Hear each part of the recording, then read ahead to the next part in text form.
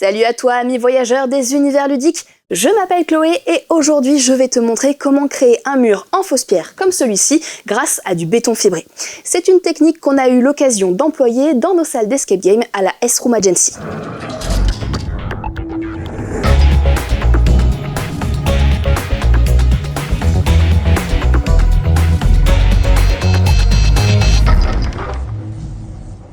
Dans une précédente vidéo, je t'ai montré comment réaliser un faux bois de charpente pour une portion de mur médiéval. Cette fois-ci, on va voir comment créer les fausses pierres de cette même portion de mur. Première étape, la préparation de la surface. Le but de cette étape va être d'augmenter l'adhérence du support sur lequel nous allons sculpter nos pierres. Nous allons donc préparer un mortier-colle. Un mortier-colle pour carrelage classique conviendra très bien. Avec un couteau à enduire, on étale notre mortier-colle sur l'ensemble de la surface qui va accueillir nos pierres. On essaie de conserver une bonne épaisseur de mortier-colle. Avant que ça sèche, on nettoie les projections sur notre décor imitation bois. Si on a décidé à l'avance de la position de nos pierres, on peut éventuellement, par sécurité, ajouter quelques vis sur lesquelles le béton va venir s'accrocher. Maintenant notre surface est prête à accueillir le béton fibré, on va passer en mode sculpture de fausses pierres. Les fibres contenues dans ce matériau vont agir comme une armature. Le béton va avoir une bonne résistance même sur une faible épaisseur. On prépare donc du béton ou du mortier fibré suivant la texture de pierre qu'on souhaite avoir. Ici, on a choisi du béton. On humidifie bien la surface si notre mortier-colle a commencé à sécher. On étale le béton à la truelle.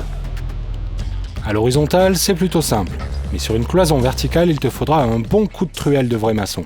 Avec les mains, on crée des irrégularités pour donner plus de naturel à nos pierres. Comme toujours, on nettoie avant que les projections sèchent. Avec un petit couteau à enduire, on commence à dessiner nos pierres. On marque franchement les interstices. Si on veut des bords de pierre plutôt arrondis, on peut lisser avec un pinceau.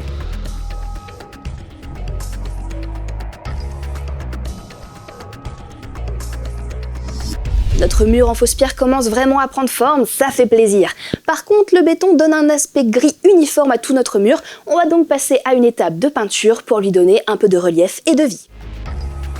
Une fois le béton sec, on retire les bouts de fibres qui dépassent. Pour les surfaces plus grandes, un chalumeau peut permettre de les brûler. Avant de peindre, on brosse notre mur pour enlever la poussière et les gravillons en surface. On commence par appliquer une peinture noire mate.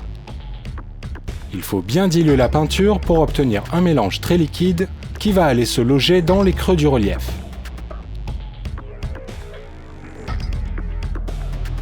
On commence à en avoir l'habitude, on nettoie avant que ça sèche. La suite va consister à apporter des touches de couleur avec une ou plusieurs peintures non diluées. Ici, on a choisi un gris beige assez neutre, mais lors de cette étape, on aurait pu se permettre de pousser la créativité plus loin avec des couleurs plus franches, comme du vert pour des effets de mousse par exemple. La dernière couche va être réalisée avec de la peinture blanche.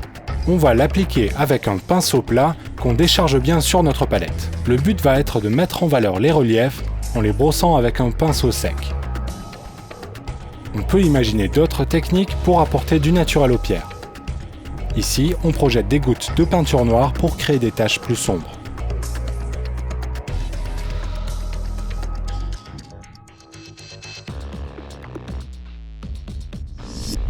Ça y est, on a terminé notre portion de mur médiéval et le résultat est plutôt sympa. Dans cet exemple, on a fait des pierres assez régulières et relativement rectangulaires. Mais suivant le type de mur que tu veux créer, tu peux sculpter la forme des pierres comme tu le souhaites. N'hésite pas à faire des recherches internet d'images pour t'inspirer de murs déjà existants. Je te rappelle au cas où tu ne l'aies pas encore visionné que notre précédente vidéo de déco te montre la création de faux bois de charpente qui se trouve sur la portion de mur sur laquelle on a travaillé aujourd'hui. Si tu as aimé cette vidéo, partage-la, like-la et abonne-toi à notre chaîne. Et si toi aussi, ami voyageur des univers ludiques, tu es tenté de créer un mur médiéval en fausse pierre, tu essaieras ça et tu nous diras ce que tu en penses. Allez, ciao!